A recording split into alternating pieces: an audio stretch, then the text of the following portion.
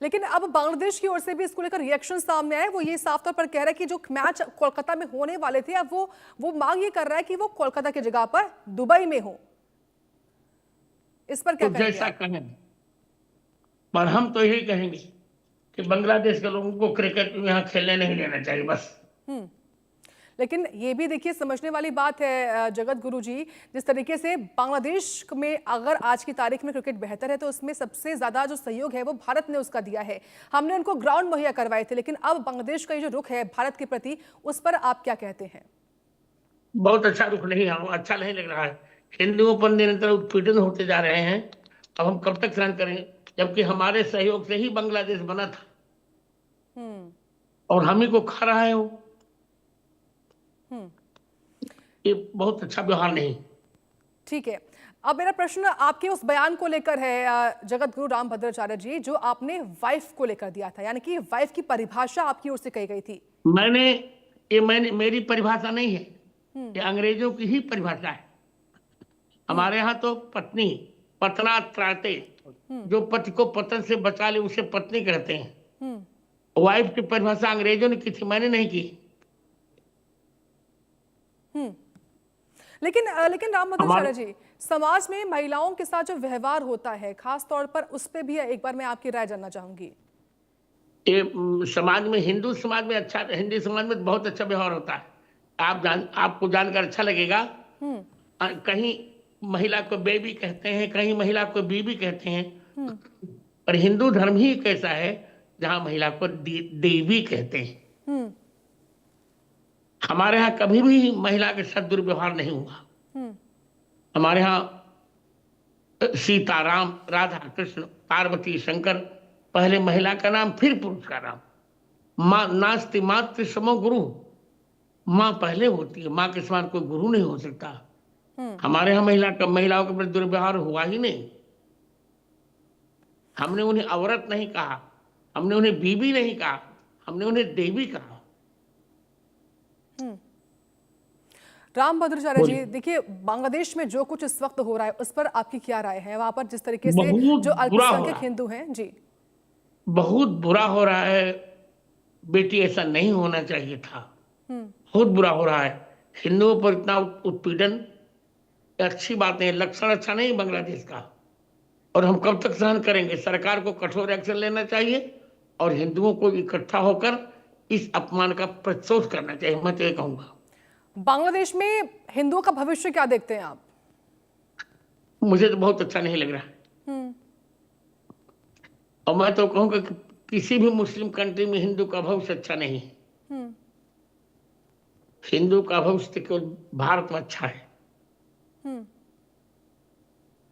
क्या आपको लगता है कि हमको, वहां, हाँ, हाँ बोलिए बोलिए। क्या आपकी जो वहां की सरकार है खास तौर से, उसको लेकर क्या कहेंगे आप? हालांकि मुझे भारत, बिल्कुल ये सरकार विश्वसनीय है ही नहीं। जब निष्पक्ष चुनाव हो जाए, कोई हम्म। सरकार आए, तब फिर हम अपनी राय व्यक्त करें। हम्म।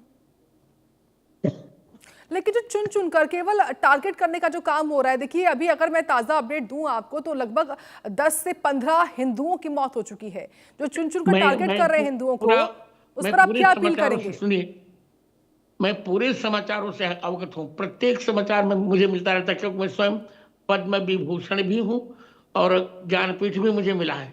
मुझे अत्यंत पीड़ा है। हम लोग नजर रखे हुए हैं और मैं तो सरकार से कहूंगा को कठोर कदम उठाए। हम्म। एक और सवाल है मेरा आपसे, देखिए आगामी समय में चुनाव भी होने हैं पश्चिम बंगाल में भी और असम में भी, इसका असर देखते हैं आप कुछ? हाँ, बहुत अच्छा देखते हैं। जी। और अब तो बहुत गहन गहन सर्वेक्षण भी हो गया।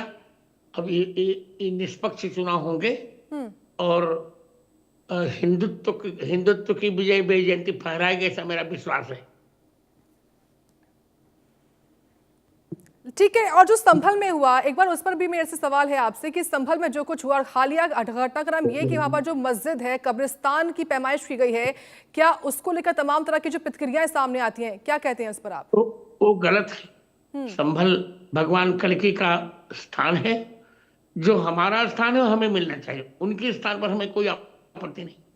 पर हमारे स्थान को तोड़कर कब्रिस्तान बनाया गया, ये अच्छा नहीं हुआ था। इसे जो कुछ हो रहा है वहां वो अच्छा हो रहा है। और सबको दिखे, हम सह अस्तित्व के पक्षधर हैं, पर स्वयं जियो और हमको जीने दो। हम तो और ये मानते हैं ना, यहाँ रहना है तो अकबर कहो कि यहाँ रहना है तो बाबर कहो कि मत रहो, यहाँ रहना है तो यजुवर और रघुवर के होकर रहो, और भारत में रहना है तो वंदे मातरम कहना पड़ेगा, भारतीयता का सम्मान करना पड़ेगा। सब लोगों को अस्तित्व के साथ रहना चाहिए, एक साथ रहना चाहिए। और अगर जगत पर गुरु जी कब्रिस्तान पर लोग अवैध अतिक्रमण कर लें, उस पर अगर कार्रवाई करे प्रशासन, तो लोग उसको गलत बताते हैं। नहीं, यदि कब्रिस्तान पर हो तब ना, न्यायतः हमारी मस्जिद हमारा मंदिर था, वो तोड़ करके कब्रिस्तान बनाया गया था।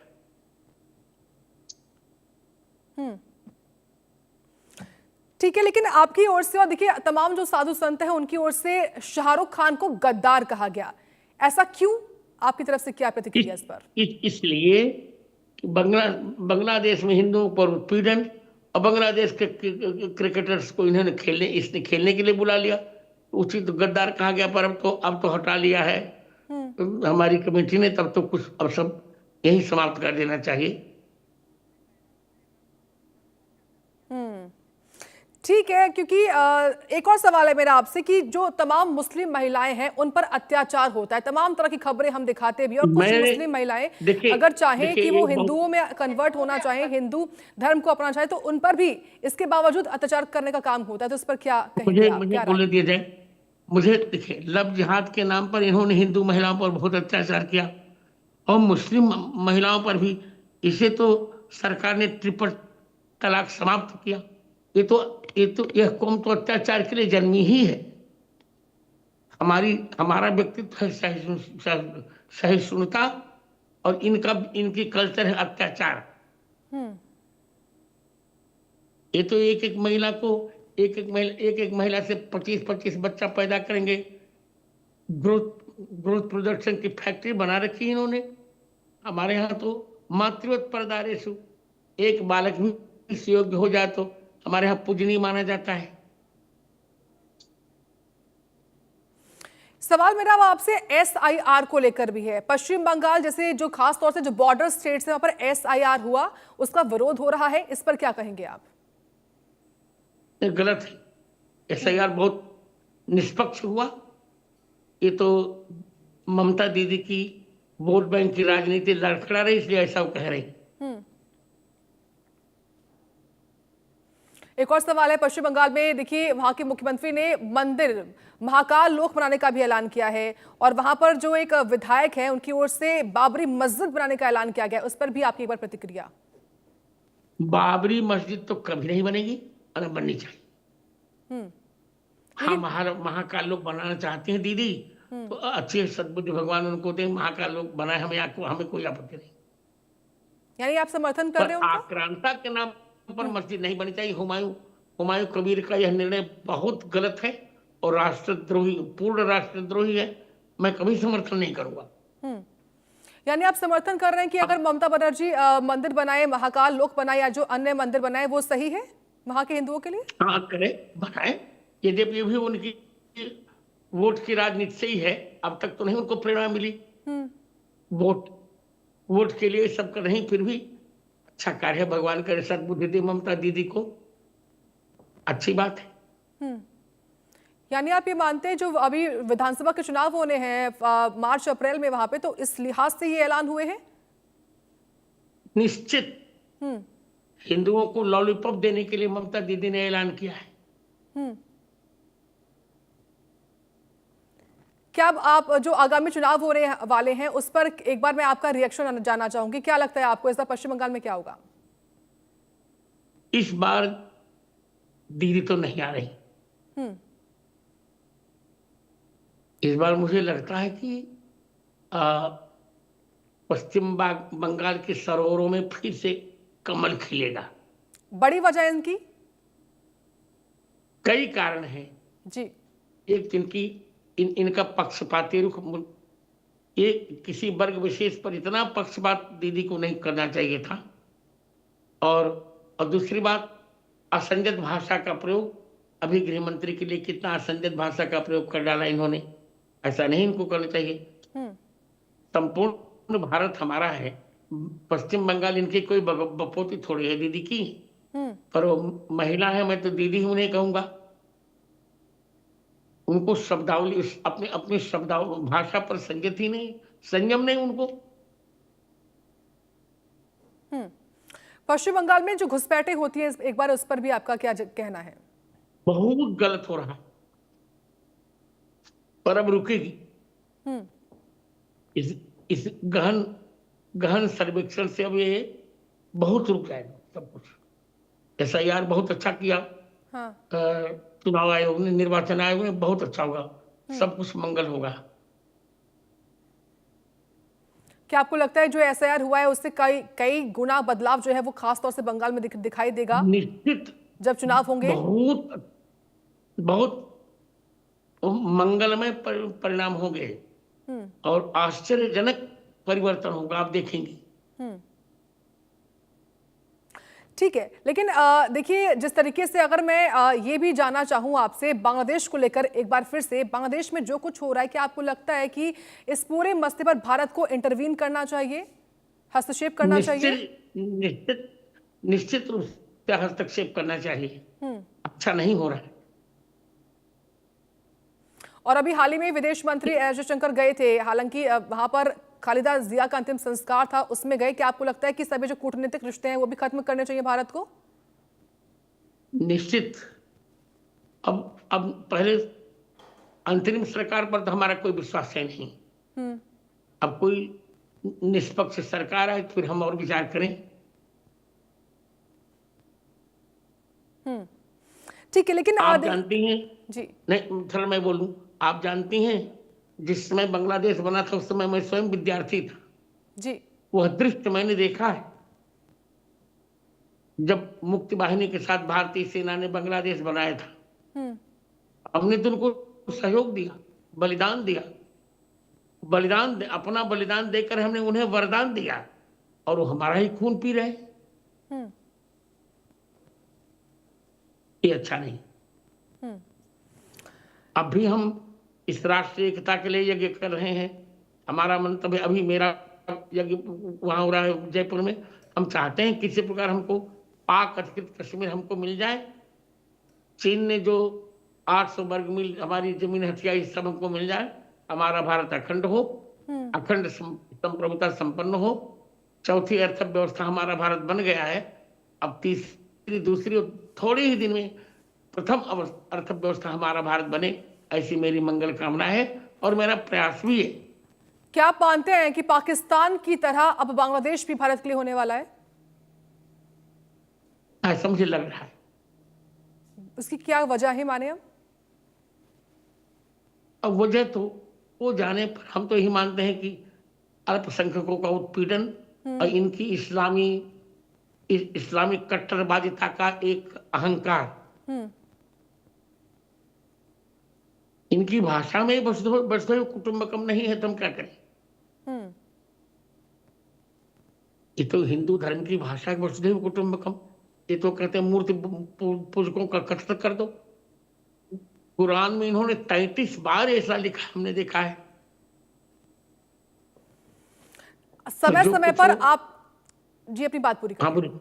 समय समय पर आप सबकी तरफ से ये बात उठकर आई है कि भारत को हिंदू राष्ट्र बनना चाहिए। क्या वो वक्त आ चुका है अब? अभी नहीं, थोड़ा समय लगेगा जी। देखिए, मैं पढ़ा लिखा व्यक्ति हूं। मैं ये मानता हूं कि हिंदू राष्ट्र तब बनेगा जब संसद में कम से कम 370 सीटें हिंदू समर्थकों की हो जाएं। हो जाएगा, but it would take time. लेकिन अगर हिंदू राष्ट्र की मांग आपकी ओर से की गई है तो उसकी क्या वजहें हैं? क्यों ऐसा आपको लगता है कि ये वो समय अब आएगा? हालांकि आप ये बात जरूर कह रहे हैं कि अभी कुछ और इंतजार है, लेकिन ऐसा क्यों? इसलिए कि हिंदू ही वसुधैव कुटुंबकम कहता है। हिंदू संस्कृति ही यह मानती है स्वयं जियो और दूसरों को जीने दो। इतनी पवित्र संस्कृति कोई है ही नहीं। हिंदू शब्द का अर्थ है जो हिमालय के समान स्थिर हो और इंदुमानी चंद्रमा के समान शीतल हो। हम अपने देश को अखंड प्रभुता संपन्न करना चाहते हैं, इसलिए हिंदू राष्ट्र बनना चाहिए, पर अभी समय लगे। ठीक है, लेकिन अभी अगर हालिया घटनाक्रम जो दिल्ली में हुआ था, लाल किला ब्लास्ट, उस मामले में देखिए जिस तरीके से कई मुस्लिम डॉक्टर्स सामने आए थे, क्या आपको लगता है कि इस तरीके से भारत में रहने वाले, भारत में पढ़ने वाले, भारत में काम करने वाले तमाम जो लोग हैं उन पर अब शक की नजर बन चुकी है हर किसी की? निश्चित। पहले तो एक ही जयचंद्र था, अब भारत में बहुत से जयचंद्र हो गए, क्या करें। अब हमको और सतर्क रहना पड़ेगा। अब आप बताइए, डॉक्टर्स पर हम विश्वास करते हैं, मुस्लिम डॉक्टर्स, ये हमारे यहाँ ही पढ़े, हमारे यहाँ ही पले, हमारे यहाँ ही खाए और हमारे ही खून पीने के लिए हम उतारू हो गए। आप बताओ कितना बड़ा दुर्भाग्य है ये।